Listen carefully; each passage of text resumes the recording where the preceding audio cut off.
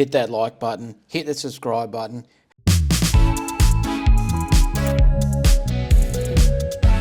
This week's episode of the Pole Line, we've got New Zealand Speedway Sidecar passenger Sophie Mcintyre. She's on the 13-piece sidecar from Hastings in New Zealand. So how you going tonight, Sophie?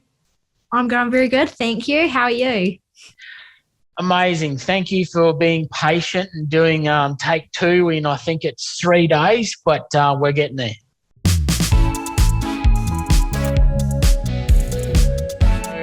Social media, how we find out about your racing, all that. Go.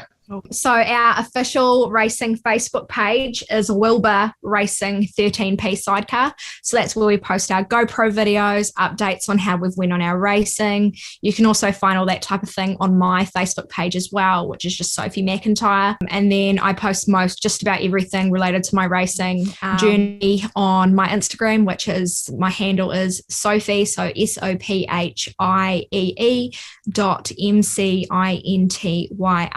13P. And then also I've got a photography page as well, and that's Mufflers Medias, and that's on Instagram and Facebook as well. What is with you Kiwis and the nicknames, and why Muffler? Oh, there's lots of us, eh? So, we've got Wingnut, we've got Ropes, YY, Horse, Handbag, Spud, everyone's got a nickname, and my nickname isn't as associated with Speedway. I think my nickname more associated with Speedway is RB, and that's what Nick Dunn and Jimmy Houghton used to call me, because right before a race, even before I was racing, I'd be all tense and I'd had a frown line on, and I was thinking, and they'd call me RB, which stands for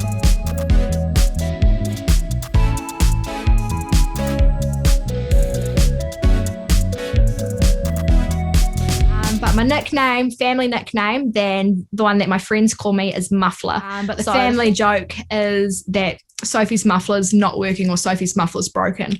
That's why she's so loud and talkative. Let's get into how this starts. How does the rev head gene transfer down to you? My first ever kind of remembering Speedway related was I was definitely in primary school, and I was young, and I'd gone to Speedway with Dad, which was nothing out of the ordinary. But there's one night in particular, and that was when William Humphreys was racing, back when I can't remember who was racing with him, but back when he had his yellow fiberglass, like the speckles on. And I remember thinking, oh, that's so cool. I like that bike, because you're young at that age. So you follow the bike or the car or whatever that, their artwork or their designs, their graphics stand out to you at the most. My dad, he's been involved in Speedway for quite a few years. So he's the flag starter / sidecar marshal. So he organises all our draws and allocates points and counts all that up and does all the mathematics behind it. And that's probably the real association behind it, is through my father. I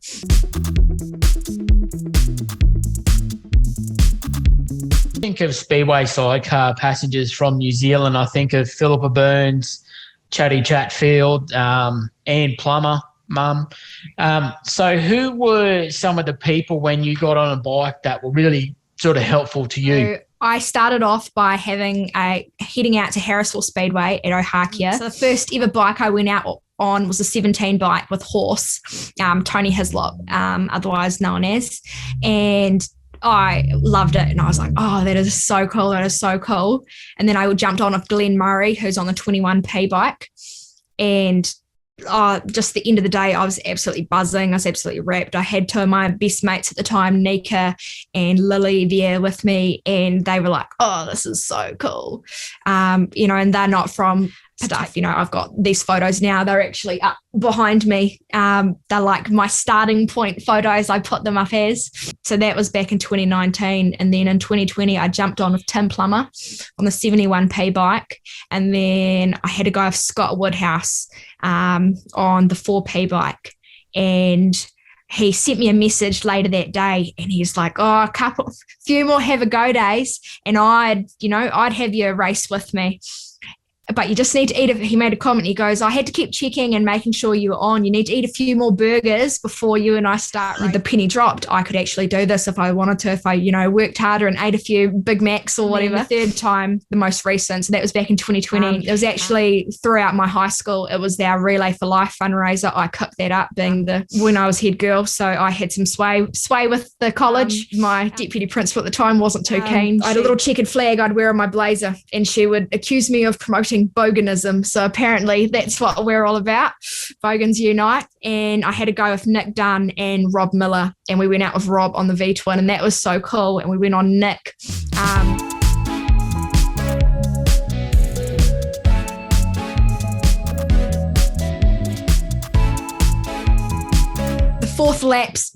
Third lap, I think it was, and something blew on it, and he accused me of breaking his bike. I was just absolutely pumping, and I was, people were like, oh, are you going to actually start racing one day? You've done a few have a go days now. But yeah, that's definitely kind of how I got started. One of Nick's workmates, Mikey Heald, he flicked me a message, and I was like, if you're keen, I'm keen. Keep in mind, I had never met this dude before. He'd never raced before properly. He'd never even been on a sidecar before our first practice, the night before opening night at Palmerston North Speedway. And that's kind of how it all started. And I started off the season with Mikey Heald on the 4P sidecar, starting out on Scott's bike. And then we went through our little COVID stint over here where there was no racing for 3 months. And William Jensen Hard flicked me a message on the 13P bike, and he's like, hey, I'm looking for a swinger, even if it's just for one meeting. Did you want to jump on? And we kind of went from there, and that's how I ended up on the 13P bike, and here we are today. Wow. You work for a company that we have in Australia, which is Repco, and I think it's their 100th year this year. But what's it like being a motorsport person in an automotive style, in like retail industry? Yeah, it's definitely awesome. Repco is a main sponsor for a lot of motorsport. That's probably not a very good word to use, but, things, companies, etc. It's a main sponsor. Awesome with getting, things like oil and batteries and those type of things, as well as the trade guys. Like before I started working at Repco, I would say I was I took mechanics all through high school, and I had like a core basic functioning knowledge, and I love motorsport and always have, but other than that I didn't really have any foundation knowledge behind me. Whereas now, being at Repco, even you have to learn on your feet in a demanding environment, particularly when you're working with trade guys. They've got a car up on the hoist, they don't have time to be mucking around. They need brake pads for this 2017 Nissan Navara. They need them now. They needed them yesterday. You need to get them for them, and you need to make sure you're getting them the right thing. I've definitely learned so much. I've gone from being arrogant racer, I show up and do my job, and the pit crew shows up and does their job, to learning. I still don't know a lot about sidecars as per se. I'm still learning, but in saying that, this is only my first season in the sport, and it's a sport I see myself being in for a long time. So the guys at work, we have a lot to do with them. So for instance, David Jones, he's one of our main workshop companies we have a lot to do with, which is Anne Plummer and Craig Bowler, one of their main sponsors. And he actually works at Miami Speedway as well. They'll find out sooner or later that, I race at Speedway. And it's awesome because you go to Speedway in the evenings and you've got the people that you work with, or, you just serve them a knock sensor or a map sensor or something like that at work, less than 4 hours ago. And here we are. And now we're in my environment, and they come over and they shake your hand and they say hi and ask how you're doing. And, and that's also a great way to get sponsors as well, because they're more than happy to help out. It's definitely been awesome working at Repco and gaining all that extra knowledge and the perks and the people that come with that.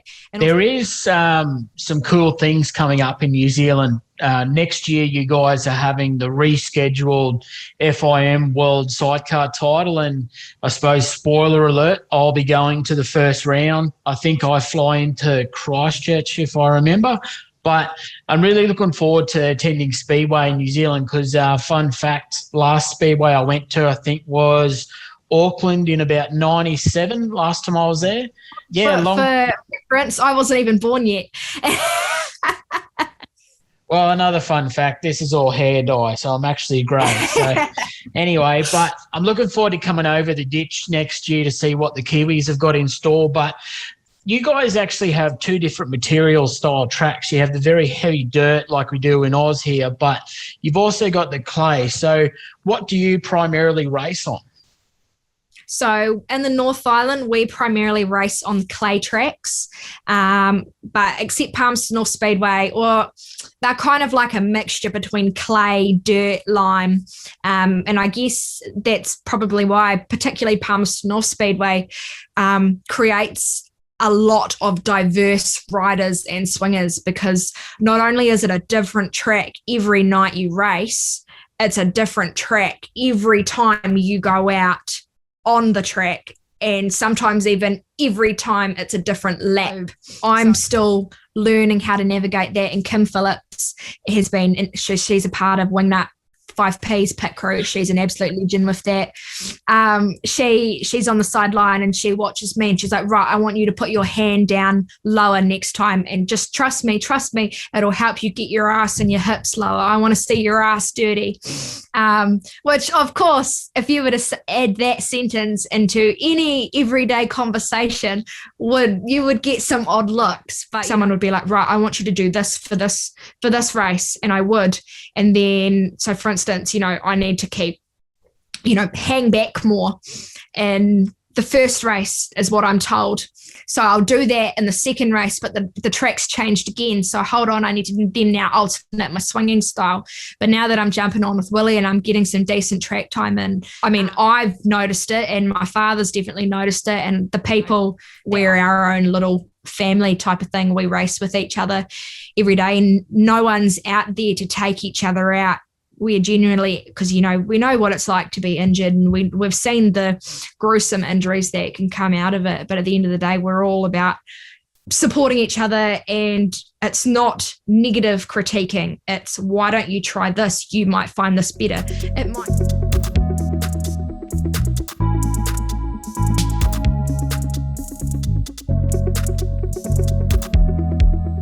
So I suppose it's like doing your trade in anything where you just need to do the repetition. Now, yes. The second thing is you've outdone me by talking by a mile, because usually I'm the one that, like, people can't stand me on road trips because it's just this all the time. And while we're on this topic, in the Speedway family as such, I've got mine locally where I can take my 3 kids to my local track, which is Brisbane, and, I can happily leave them in the crowd knowing full well that my Speedway family is going to look after them. But who would you say is in your immediate Speedway family as such? Oh, for instance, Emma, Murray, Ropes, YY, Glenn. So Glenn is Emma's father, Craig, and bloody, like the Blair and Barry Myers, like, the list honestly goes on, Callum Innes, they all know who they are. And, you've got, it's the Palmy bikes, the Gisborne bikes, Miani and Wanganui. And then you've got the Auckland bikes that come down sometimes, but not as much. Ben Franklin, Mike Zahn, we all race together, on a weekly basis. Emma, for instance, she's got a young daughter, Leah, and Nick who races, he's got young kids as well, Patch, and I've got young stepsisters, and you can happily leave, like you said, with anyone, and they're in capable hands, and that they're going to come back in one piece and they're not going to get run over, or everyone helps, supporting each other to the point, whereas even right at the start when I first jumped on with Willie, we had a bit of a different handle to one that is quite different to how most bikes have theirs, because of course when you're on the start line you've got to have your hand like this, you can't hold it like that, you've got to have it like this. And the handle we started off with, I was incapable of getting my hand like this, so I was racing like this, where of course I've got no control, then I've got no movement. I did all right at Palmy Speedway, our first ever meeting, but the track was perfect. And then we came to Wanganui the next week and I struggled. I really, really struggled. So I haven't...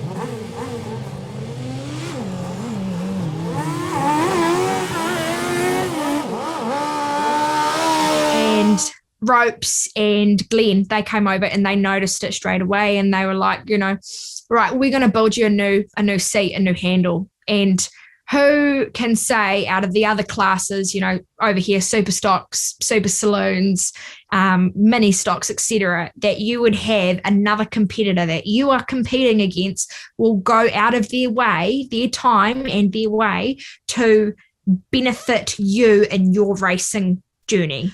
For context, I don't have a relationship with my mum's family. I don't have anything to do with any of them. And the Sidecar guys and girls, they are my other family. And, dysfunctional and crazy, but it's functional and it somehow works. And they're the... So we had to pause this for a minute because I'm a sook. I'm in Queensland, but I'm absolutely dying in the cold. But it's probably a good chance to talk about merchandise and Speedway. Now, in my state, I'm actually lucky that one of my sponsors, Cohen, has a really strong merch game. This is one of his hoodies, and I love the fact that Speedway is so good for merch. So do you generally get around in Speedway, get up all the time?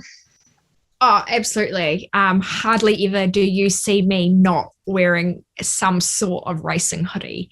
And that goes not as much for the Sidecar classes, but, the super stocks, the saloons, that type of thing, Speedway, you look at my wardrobe right now and right off the bat, you will see at least 15 race hoodies.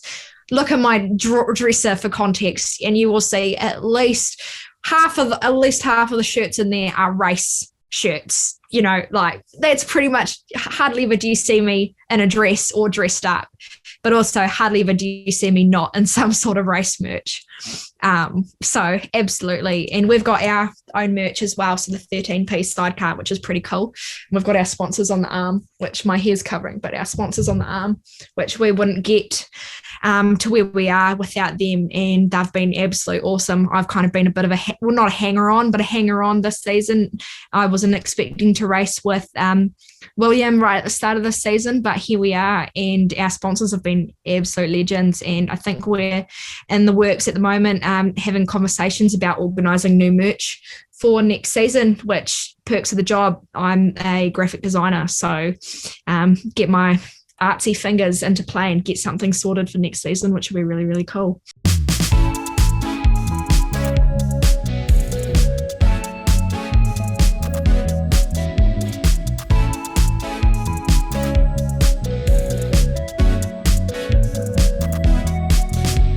Now, I want to talk about this in general because I know I can tell you from my country, but there's a big movement in females getting involved again. Our Australian titles, and there's been quite a few things happening. And just to rattle a few names off of females that are on the back of bikes and such, you got Hannah Holmes, April Cottrell, Megan Kane's just come back after, I think, 20 years off, and she owns a sidecar. Is it pretty cool being part of the movement of internationally of women in motorsport and especially Speedway?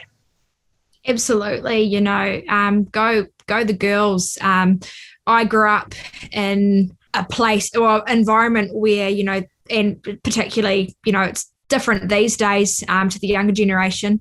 I'm considered the younger generation, but there's a different period in the younger generation where, girls don't do motorbikes. And I've always been into that type of thing. So I never really had a lot of female friends because the girls want to do the ballet. I don't want to be doing ballet. I want to be out, watching Lightning McQueen or racing cars and on the mats and, stuff like that. So it's definitely so awesome to see and be in a community and be in a time where there is so many more chicks out there doing it. We've got this really awesome page over and that's off the Pits TV, which is called Girls on Pole, and it's literally based to just supporting women in motorsport. How awesome is that? And you've got everyone from all walks of life, all experiences, different classes as well, and that's awesome. But also in saying that, it's not too rare to see female swingers or female passengers. We've got Emma Murray, we've got Kayla Meehan, who's another young chick my age, Brittany Whelans, and of course Anne Plummer. There's quite a few of us out there doing it, and that it's definitely awesome to see.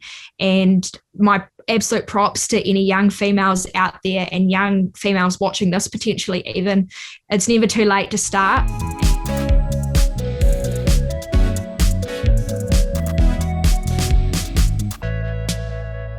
Sometimes all it starts with is a conversation, an idea, a spark. You know, the penny didn't really drop for me that, you know, this actually isn't too far out of reach. I could actually be a part of this. I could actually start racing. I want to say 12 years old, when my best friends at the time, they got a mini stock for Christmas, and they started racing, and I was pit crewing for them. And it was kind of when I was like, hold on, actually, if I want to do this, I can do this. But, you know, definitely it's awesome. And it's awesome to be in a community with a bunch of chicks that are just like you, that love racing just as much as you. You know, I can go up to them and I can talk about Formula One and what Daniel Ricciardo's been doing last week, you know, and the Monaco Grand Prix, you know, that type of thing. And they all understand. So it's, you know, it definitely is such an awesome thing. We're going to keep spotlighting females in motorsport. But as we're sort of wrapping up, who do you really want to say thank you to quickly that you probably don't really get a chance to, or that you'd like to in general? Definitely a massive thank you to William, my rider, and his partner Tiffany. They've been absolutely awesome. They've welcomed me in with open arms and made me feel so at home and so at ease. And their kids, Robert, Sebastian and Annalise, they've been absolute legends.